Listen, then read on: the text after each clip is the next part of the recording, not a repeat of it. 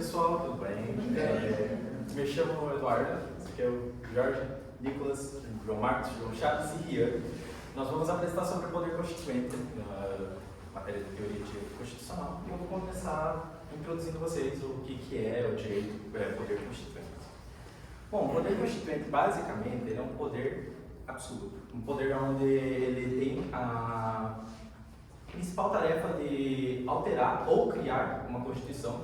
É um poder necessário que você se utiliza para fundar uma Constituição, para abrir algo novo em uma Constituição. Citando uma teoria da pirâmide de Kelsen, a Constituição está em primeiro, ou seja, o resto das coisas, leis, tratados e tudo, é embaixo da Constituição. Todos estão submetidos à Constituição. O poder constituinte não é muito diferente disso. Ele também vai estar acima, ele vai estar aqui junto com a Constituição, justamente para regularizar e quando você diz formalizar toda essa ideia do que é o direito do poder constituinte. E na Carta Magna, tem um artigo 1º que influenciou a nossa Constituição brasileira também, onde diz: todo o poder emana do povo e através dos seus representantes, etc. Significa a participação do povo na hora de exercer o direito da política, né? Com isso, temos Manuel Joseph Simonsen, esse cara. Ele foi quem fez toda essa teoria através do seu livro O que é o Terceiro Estado. Ele conceituou toda essa ideia por trás do que é o poder constituinte e por que ele tem que ser absoluto. E ele também deu um contexto histórico desde quando essa teoria vem sendo utilizada, que vem lá desde o povo, lá daquela época das monarquias, onde o rei falava: não, isso aqui é verdade e é bom, e é isso. Ninguém questionava, ninguém falava nada, e é isso. Quando começou a evoluir, as sociedades começaram a evoluir, e veio, por exemplo, a Revolução Francesa e tal, começaram-se a usar o poder constituinte, que é o que Emanuel Joseph tem dizer. Com isso, eu agora passo minha palavra para o Nicolas. Muito bom dia, me chamo Nicolas. Irei explicar o que consiste o poder constituinte. O que é o poder constituinte? Eu posso lhe dizer que é o nosso escudo e nossa espada para que nós possamos não ficar à mercê do tempo, das mudanças. As mudanças políticas, sociais vão nos afetar. E do que adianta ter uma Constituição que não se adapte a essas mudanças? Por isso, é extrema necessidade o poder constituinte, tendo em vista que ele vai servir para a nossa sociedade mudar.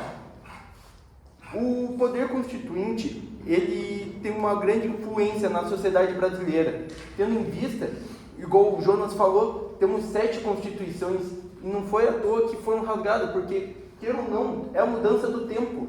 A sociedade muda, a política muda. Então é necessário que há mudanças.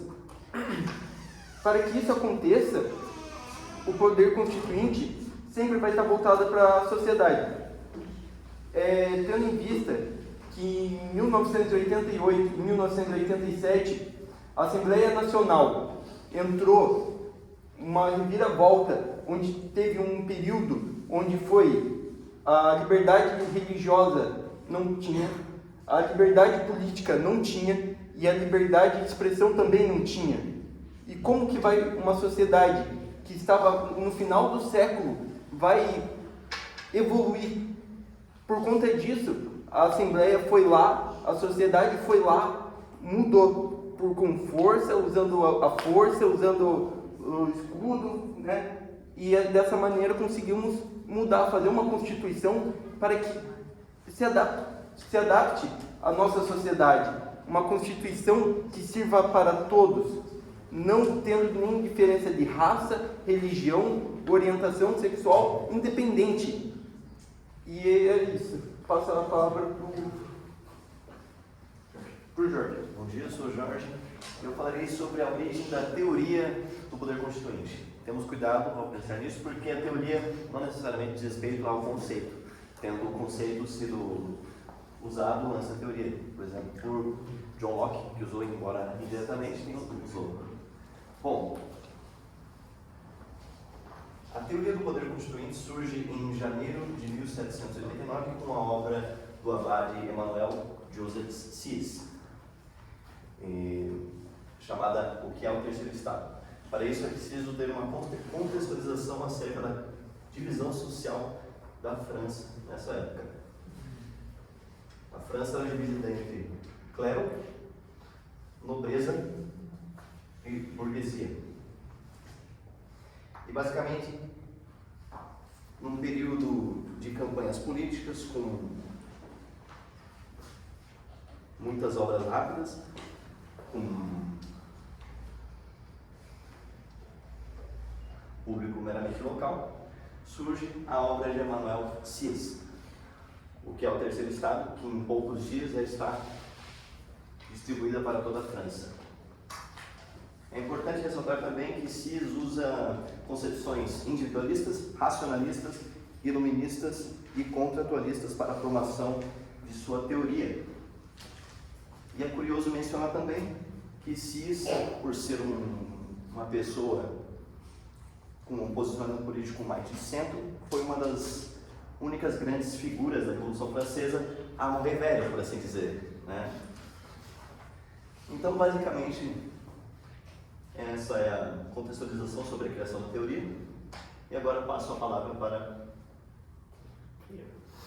Bom, gente, a gente acredita que o poder constituinte ele acaba acontecendo quando há uma Constituição realmente formada. Mas, por analogia, a gente pode puxar pela história. Desde que o ser humano começou a viver em grupo, a gente tem, por analogia, um poder constituinte. E ele é formado por diversas outras formas. Vou dar alguns exemplos aqui. Por exemplo, nas tribos. Tribos indígenas pré-colonização, me refiro a pré-colonização sempre porque pós-colonização é outra coisa, são outros modelos de formação. Em tribos pré-coloniais, quem detinha o poder constituinte não era a população geral da tribo, e sim o líder religioso. O líder religioso quem ditava as regras. Elas eram passadas oralmente e hereditariamente. Então muitas dessas regras acabavam se perdendo, não haviam formas de ser escritas. Algumas das tribos conseguiram escrever e passar adiante as suas leis. Porém, o poder constituinte normalmente era passado de forma oral. Depois nós temos feudalismo. O feudalismo, a gente tem uma monarquia absolutista, por assim dizer. E qual o problema da monarquia absolutista? É que ela não é um despotismo. Despotismo é quando um rei com poder absoluto rege sem nenhuma constituição. Daí que vem aquele nosso termo déspota, aquele que governa sem uma constituição, sem preceitos. Em uma monarquia absolutista, o rei, ele faz a constituição. Quem detém do poder constituinte é o rei. É ele quem manda na constituição, é ele quem muda como ele quiser. Não é a partir de uma revolução. Ele muda independente de tudo. Então já é diferente da nossa constituição. E a partir da nossa Revolução Francesa, após uma revolução, e o que eu já vou explicar sobre ato constitucional, a gente cria nosso modelo de república. E assim o poder passa a ser do rei, e aí vira da nação. Não do povo, não, da nação. A nação é aquela formada juntas por um laço histórico e cultural. Isso é uma nação, e o poder era da nação, não do povo. Logo após, nós conseguimos boas revoluções durante aquele período da Revolução Francesa, e começou a ser do povo. O povo é aquele unido juridicamente. Isso eu estou pegando a frase de Dales de 2013.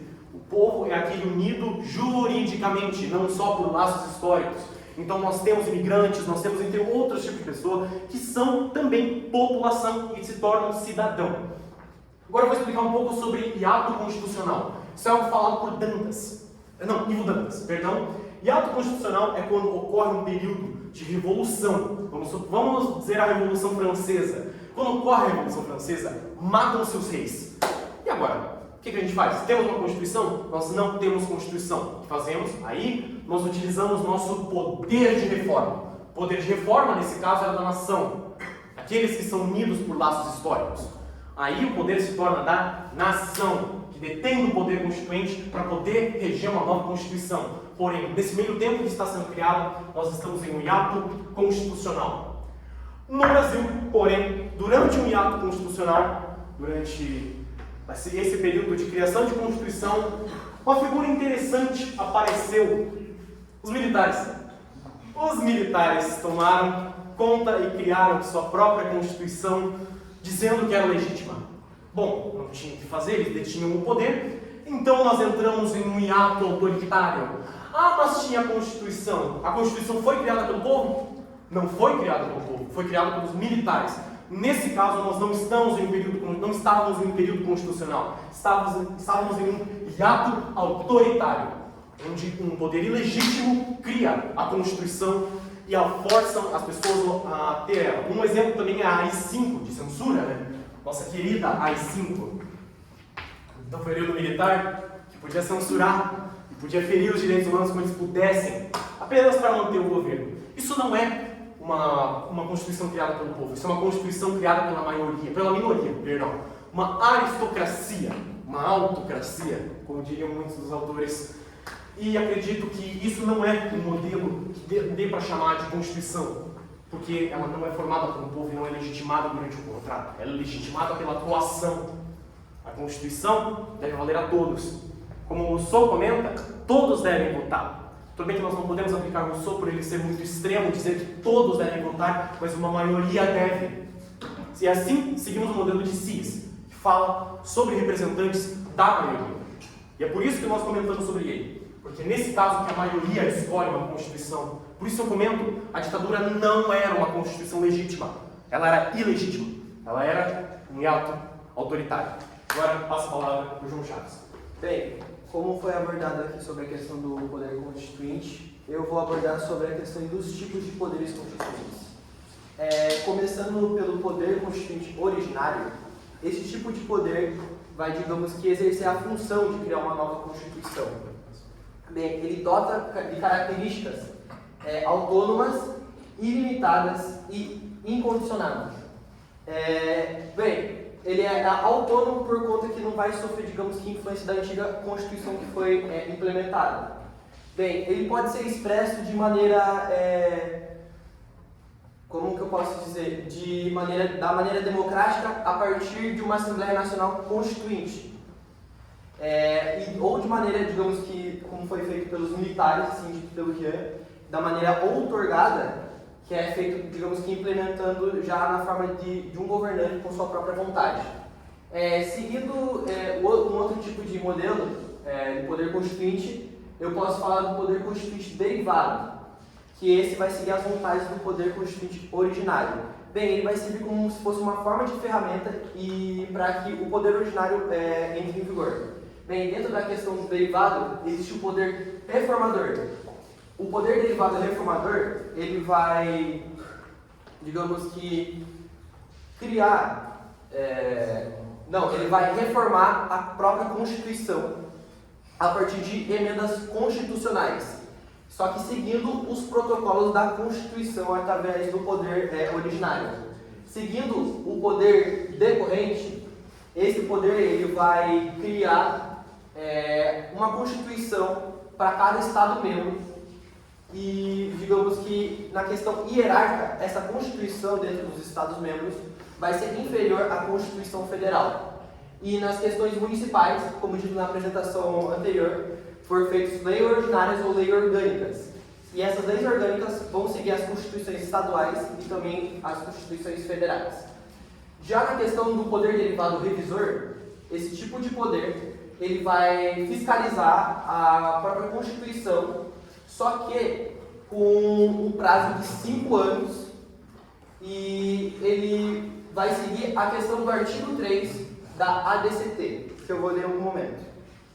O artigo 3 diz que a revisão constitucional será realizada após 5 anos, contados da promulgação da Constituição, pelo voto da maioria absoluta dos membros do Congresso Nacional em sessão unicameral.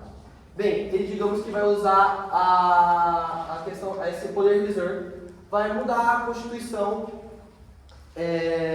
assim com o voto da maioria. Bem, seguindo, eu vou falar sobre o poder constitucional difuso, que ele tem uma certa ligação com essa questão do poder revisor, só que ele vai entrar na mesma questão de mudança de alguma emenda constitucional ou dentro de alguma lei da Constituição, só que ele vai sendo utilizado a partir da jurisprudência, um fenômeno conhecido como mutação constitucional. Bem, o poder difuso basicamente vai seguir as mesmas questões dos protocolos impostos pelo poder originário através da Constituição. E outro tipo de poder, que é o poder supranacional, que esse tipo de poder ele vai, digamos, pegar um pouco da soberania de cada Constituição dos Estados-membros e vai, digamos que, aplicá-lo na Constituição, assim, para formar uma questão de cidadão universal. E esse tipo de poder é utilizado para questões sociais, econômicas e territoriais. Bem, esses foram os tipos de constituições que eu abordei, e agora eu quero passar a palavra para o João Marcos. Bom, muito obrigado primeiramente pela oportunidade de poder agora estar apresentando qual a importância do poder constituinte e, por último, e não menos importante, a conclusão de todo esse apanhado de informações que nós estamos trazendo a respeito do poder constituinte.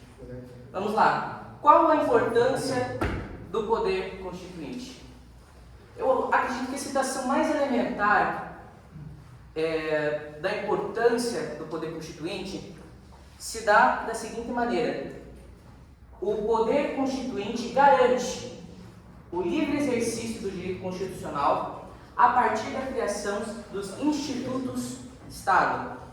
A saber, o Supremo Tribunal Federal é um exemplo conhecidíssimo de todos nós, com seus 11 ministros que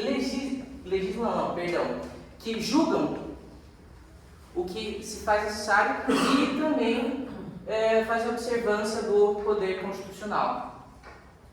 E agora eu vou apanhar todas essas informações que os meus colegas trouxeram para nós refletirmos sobre a conclusão do poder constituinte.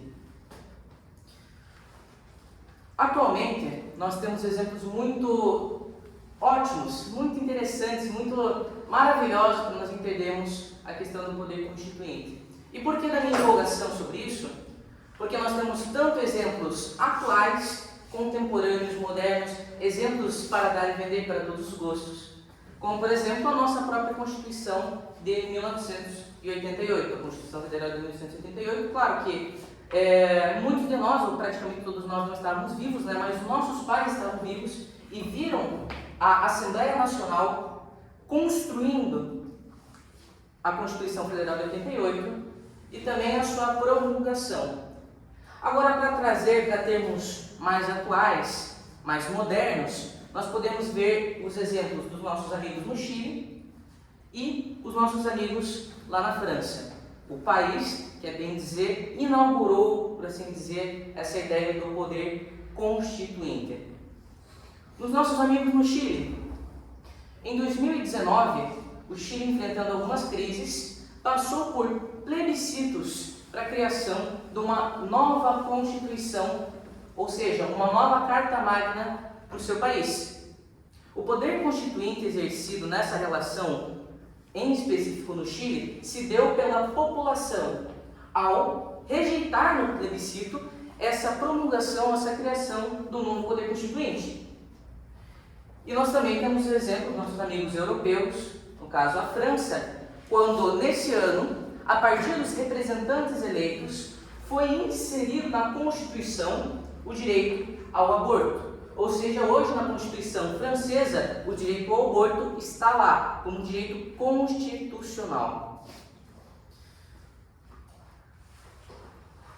E agora eu quero trazer uma frase, que eu até deveria ter escrito ali no quadro, mas para não atrapalhar a questão que foram levantadas pelos meus colegas, a seguinte sentença: uma Constituição longeva é a demonstração de vitalidade de uma democracia saudável.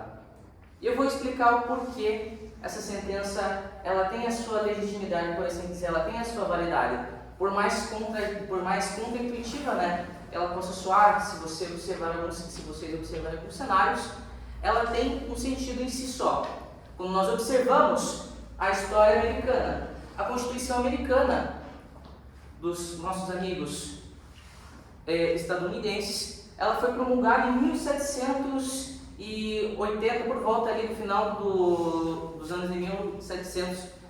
E a Constituição deles, ela não foi abolida até os presentes dias. Até os dias de hoje, a Constituição permanece, claro, que sob a ótica do Zeitgeist, que é o espírito do tempo. Novas alterações, como por exemplo a 13ª emenda americana, onde nós observamos a abolição da escravatura americana, por assim dizer,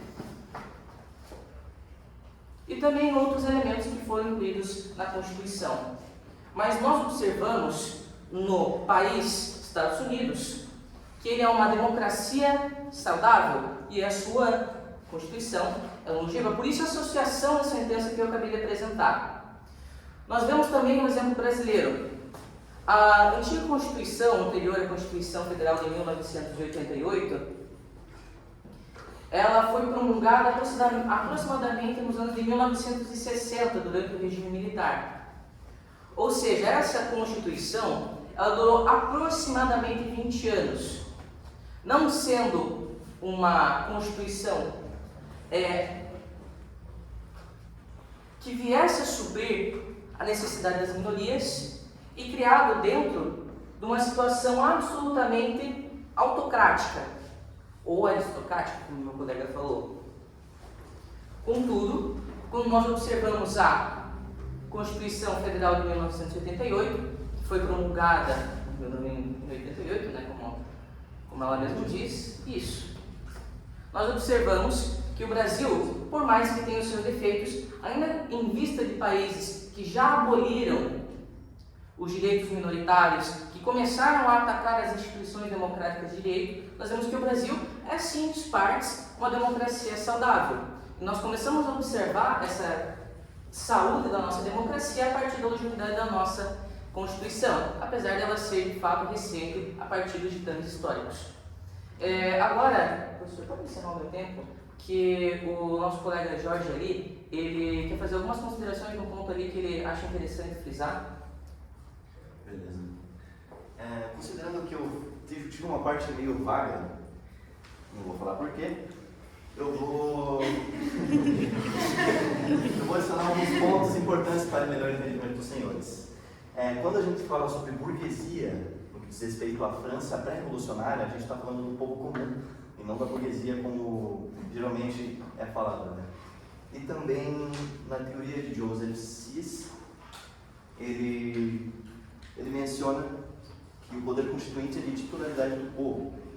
E também falando sobre esse momento aqui, em que sai essa teoria, em que sai a obra O que é o Terceiro Estado, o povo tem muita revolta com relação às classes superiores por causa de sua aristocracia. Então é um reflexo de um povo revoltado, né, por assim dizer. Então era só isso mesmo, só para adicionar o que ficou vago na minha parte. Muito obrigado pela atenção e assim nós encerramos a nossa apresentação sobre o poder constituinte.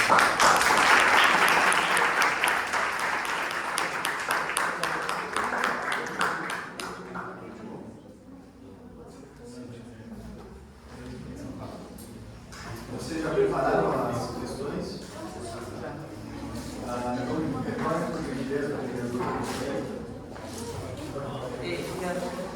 Esqueci de falar sobre a importância das instituições democráticas de direito, a partir da criação delas, e também eu tenho ali, eu esqueci de falar, cara, eu tinha falado isso na primeira apresentação, mas aqui eu me fugiu essa questão.